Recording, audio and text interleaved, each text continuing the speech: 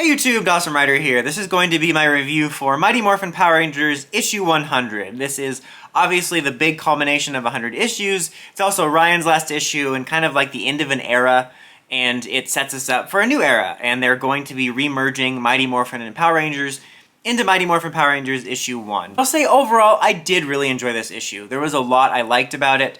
I've seen some sentiment about it being a little bit underwhelming. I felt the same in a couple reasons, but it didn't upset me too much, but I wanted to go over those first and get the negatives out of the way. I think the number one reason why this was underwhelming to some people is just because of the hype. I mean, there wasn't like an enormous amount of hype in the main fandom, but I'm talking about just in terms of hyping up the comic for its release. This will happen often when you hype up an event or an event issue, and then no matter how good or bad the comic ends up being, it will always be a letdown to a lot of people. The point is, I think part of the reason it's a little bit of a letdown to some people is just simply events like this get overhyped, and no matter what happens in it, it's always going to seem like a letdown to what you built up in your head or the feeling you got for it. I also just feel elements of the Death Ranger were a little bit underwhelming because I actually really like the character, and while we certainly did build their character up for a few issues, I felt like after that and after the one-shot, I was like more hyped up about Death Ranger, and it was kind of disappointing that it seemed more like an afterthought in this issue. I kind of wish we had spent more time with Death Ranger. I kind of wish the timeline was moved up where we got their one-shot earlier and then maybe got to sit with the Death Ranger character in their plan for an issue or two and really explore them more. And then, as a result, it would be okay that they felt kind of secondary in this issue. I think, again, I really do like the character and I like the concept quite a lot, and I do like what they did with them in this. But it just felt kind of anticlimactic and rushed because, again, I felt like it got cut short. And I feel like I wanted a little more time with their character, but I understand why that wasn't necessarily the focus. However, they do seem to leave it open for them to return because their character exists as kind of like a spirit, almost like a force spirit that can transform from form to form. And after they got destroyed in their Zord, they said, oh, I'm going to be watching it from, the threat that's coming next for you because I know what it is. So it's certainly on the table for them to return. Those are the only two reasons I was a little bit underwhelmed. There's a lot of hype for this issue, and I was hoping for a little bit more from Death Ranger, especially after the issue was written.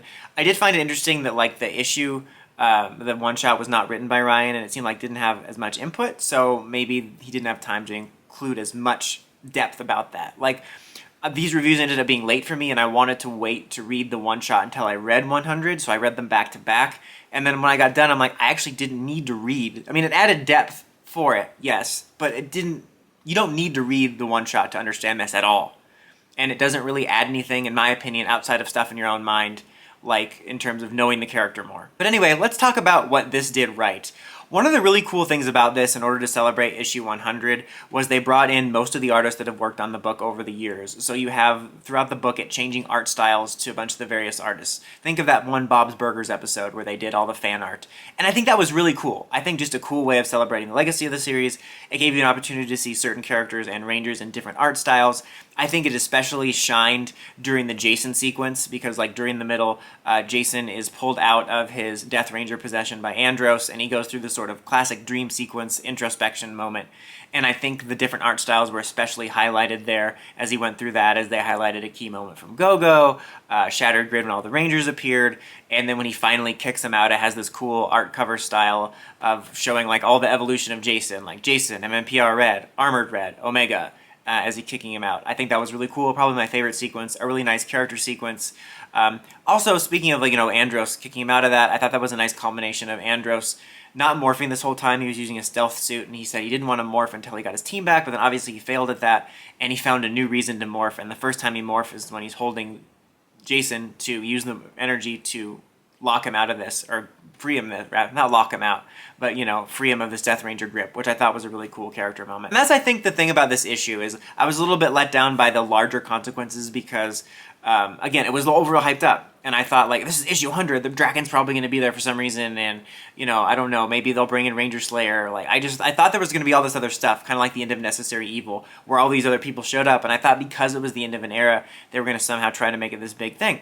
And it was more character-driven, which I actually do appreciate. Like, again, I was a little bit let down because of the hype, but I never will be mad about it being more character-focused, because that's, like, at least one of my top 3 favorite things about the comic is the more character-driven personal stuff. And this just wound up being a much more personal issue about the characters and about the themes of life and death, as obviously they tie it to Jason being a host because he's recently gone through grief and stuff, but then him, pulling out of it and trying to overcome it. You also have the themes of life and death with Journey, as they ultimately do die at the end, and it turns out learning to fight and fighting accelerated their aging process, and it was about sort of the cycle of life, watching the cycle of life for Journey this whole time. It's literally a journey of life. I thought that was actually pretty cool. I actually really like what they represented to the story, because it was kind of a cliche thing of characters in space find a baby that ages fast and become their parents.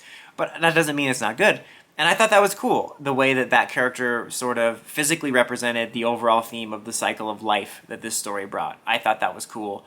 Kind of tying everything together about Jason dealing with grief, Andros dealing with grief, Death Ranger's character being based off of it, and Journey.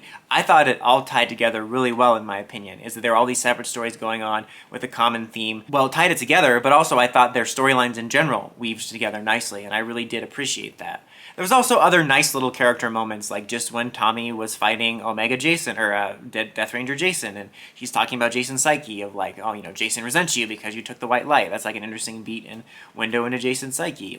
I really did enjoy the themes. I think, in my opinion, it did a good job of bringing the themes of life and death to a climax in this, and also being more character driven and personal, which I appreciate. It also felt like Jason's kind of issue, his kind of finale for now as he leaves at the end, which I didn't mind at all, because Jason is probably one of my personal favorite comic versions of the characters. It's funny, when I was younger, I always preferred Tommy to Jason in the show, but in the comics, I by far prefer Jason. I think he's a much more interesting character, much better leader, in my opinion. It's really funny because people don't want a lot of Tommy focus, and I don't want to see the comics do a lot of Tommy focus more either, but I am disappointed by how in the background White Ranger Tommy feels. Prime Tommy got a lot of focus as far as his arc as the Green Ranger during the Draken stuff. Draken obviously pulls a lot of attention when he shows up, but it is kind of disappointing how bland comic main Tommy feels right now, and I hope that's fixed in the next era, or at least expanded upon a little bit. I still think Rocky got some nice highlights in this era too, but I hope Adam and Aisha get some focus, but that's kind of larger issue stuff. But to talk more about this issue, just talk about the end. They did talk about how there was going to be status quo changes, which I think also made me hyped up a little bit. I was thinking there was going to be more of a groundbreaking status quo. And there was an interesting status quo change, but it wasn't as interesting as I thought, as they didn't change the mmpr lineup at all, which is where I thought there might be some changes.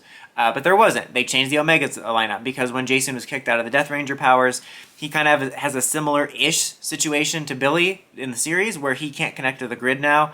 It seems like it might only be that he can't connect to the grid through the Red Omega powers, but it could be for all of them. I don't see that being permanent for a lot of reasons, but as a result, he leaves. But it's also kind of a good time for him to leave, because he needs to go see his dad after all this has happened, and also just to take the weight off of his shoulders. I think the phrase I think of most often when I think of comic Jason is heavy is the head that wears the crown, or in this case the helmet, is that I think he really takes the weight of being the leader on his shoulders, and I think it's nice for him to take a break. And it makes sense thematically, because it's not like he wants to stop being a ranger, it's just that he needs a break.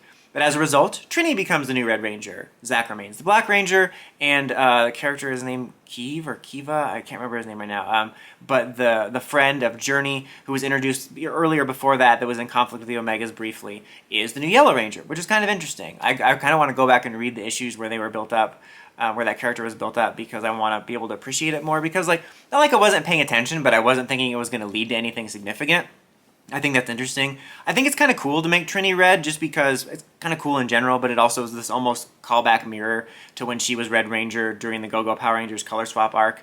And they also did talk about her qualifications and skills as a ranger, and abilities to take charge with that stuff with Draken during the previous arc, which I think is interesting. It's worth noting though that Zach also had some stuff to deal with leadership when they had that arc about him initially being chosen to be the Green Ranger by Rita, and him disagreeing with Zordon and Jason's choices, so he also could have been a good choice. I think that would be something maybe cool to address down the road, but I do like that there's a bit of status quo there, and I like that the Omegas aren't gone, because they were re-merging. I honestly thought the Omega powers were going to be destroyed at the end of this, and they were just going to kind of set up for Jason would come back in Zeo, and Trini and Zach just leave. I guess the Omegas will probably just be characters that are part of the main cast now, or reoccur, or whatever, but I'm glad they're not gone. As far as Jason, I definitely think he'll be back. I don't know if they're setting this up for him to become gold early or something, or if he'll suit up somewhere else before that. I don't know. I'm like 100% sure he'll get reconnected to the grid in whatever form. I do think it's kind of an interesting spin on the Billy stuff, but yeah. There's more stuff to be talked about in regards to the future. I'll just say that I really like the changes and chances they took in this arc, but I do hope in the next era they take even more chances because they can go off book now as much as they want. As much as I like a lot of stuff they do, it seems like they always try to leave things to where they left them to make it like it'll end in a similar way that the show did. Because they don't need to do that anymore. It was already their own universe, but now post Shattered Grid, it's basically like their New 52. So they don't have to have things end up where they want. Like Kim can stay through Turbo if you want. Jason can become the Gold Ranger right now. He could not become the Gold Ranger. Billy could become a Gold Ranger. Do whatever you want.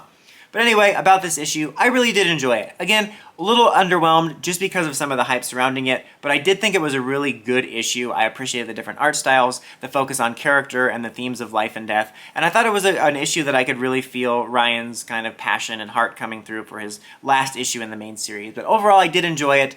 I'd still give it a 4 out of 5. I think it's worth a read if you've read any of the recent arcs. But let me know what you guys thought of issue 100 in the comments as always. Also, let me know what you want to see out of the next era in the comics. Until next time, don't forget to like, comment, subscribe, and climb the steps to ring that bell so you get notifications for my videos. Dawson Ryder, signing out.